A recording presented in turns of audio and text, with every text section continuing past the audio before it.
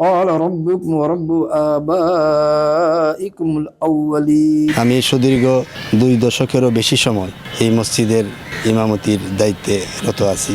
ওইটা একটা ঐতিহাসিক মসজিদ। আজ থেকে প্রায় 400 বছর পূর্বে হযরত হাজী খাজা শাহবাজ রহমাতুল্লাহ আলাই এই মসজিদটি স্থাপন করেছেন।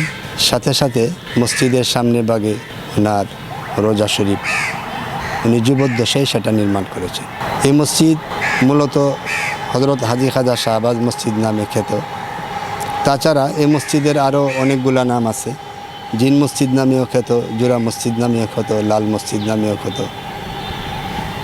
তো এই মসজিদ ঢাকার বয়স যত, এই মসজিদের বয়স তত।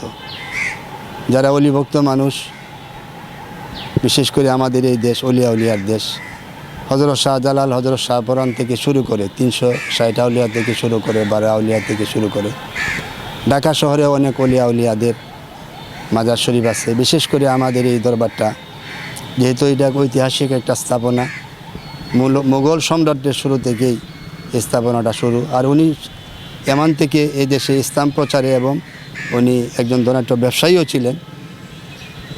এই জন্য এই মসজিদে পুরান টাউনের যারা ধর্মপ্রাণ মানুষ যারা, এরা অনেক দূর দূরান্ত থেকে এখানে নামাজ পড়তে আসে এবং অলিভক্ত যারা, ওরা জিয়ারতের উদ্দেশ্যে এখানে আসে।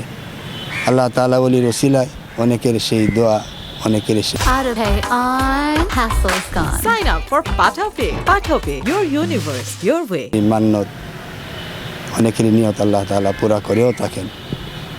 এই জন্য আমি সকলের কাছে আবেদন রাখবো, আমরা মসজিদের প্রতি খেয়াল রাখবো এবং যারা অলিয়া উলিয়া ভক্ত, অলিদের প্রতি আমাদের ভালোবাসা যেন আরও বৃদ্ধি পায়। আল্লাহ তাআলার কাছে আমরা এই দোয়া করি এবং আমরাও তাদের জন্য দোয়া করি। আমার সারাটা জীবনে শুধু এখানে ভালো লাগা। আমি যদি ভালো এমন লাইন না লাগতো, এই দীর্ঘ সময় এত দূর রাস্তা পাড়ি দেওয়া একটা মানুষ একই জায়গায় একই স্থানে দীর্ঘ সময় দায়িত্ব পালন করা অনেক কঠিন ব্যাপার। বিশেষ করে ইমামতির দায়িত্বটা এটা কন্টিনিউ। ওইটা 5 ওয়াক্ত নামাজ হইল, এই 24 ঘন্টায় একটা ডিউটির একটা ফিকির তার অন্তরে থাকে। আল্লাহ হয়তো আমাকে ভালোবাসেন এবং আমি যে মহান অলির সান্নিধ্যে এখানে আছি, অলিও আমাকে, অলির দোয়া আমার প্রতি আছে।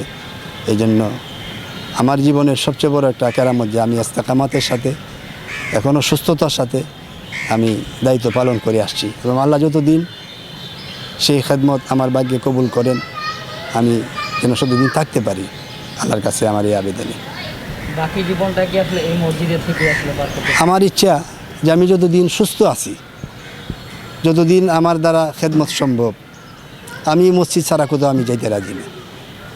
আর যখন আমি মসজিদ ছেড়ে যাইব গা, তখন আর অন্য মসজিদের কোনো খেদমত আমার করার ইচ্ছা নেই। এটা আমার জীবনের, এই মসজিদের জীবনে আমার শেষ খেদমত।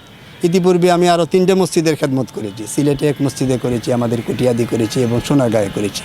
এটা আমার জীবনের সর্বশেষ খেদমত এবং এরপরে আর আমার কোনো খেদমতের করার ইচ্ছা নাই। এবং আমি যতদিন আল্লাহ তাআলা আমার এখানে হায়াতে রাখে, সুস্থ রাখে, রিজিকে রাখে, আমি ততদিনই থাকতে পারবো। আমি আল্লাহর কাছে অতটুকুই আমি আশাবাদী এবং বিশ্বাসী একজন মুসলমান হিসেবে। আপনি যখন 1-2 বছর আগে যখন এই মসজিদ ইমামতির দায়িত্ব পান আসলে, সেই জায়গা থেকে তখন বেতন কত ছিল, এখন কত টাকা বেতন? মসজিদের বেতন এটি হিসাব করিয়া এটা আপনি পারবেন না। আমরা মসজিদের খেদমত করি, মসজিদের খেদমত আমরা করি, আল্লাহ আমাদেরকে চালায়, বাস আলহামদুলিল্লাহ, কোনো সমস্যা নাই আমাদের।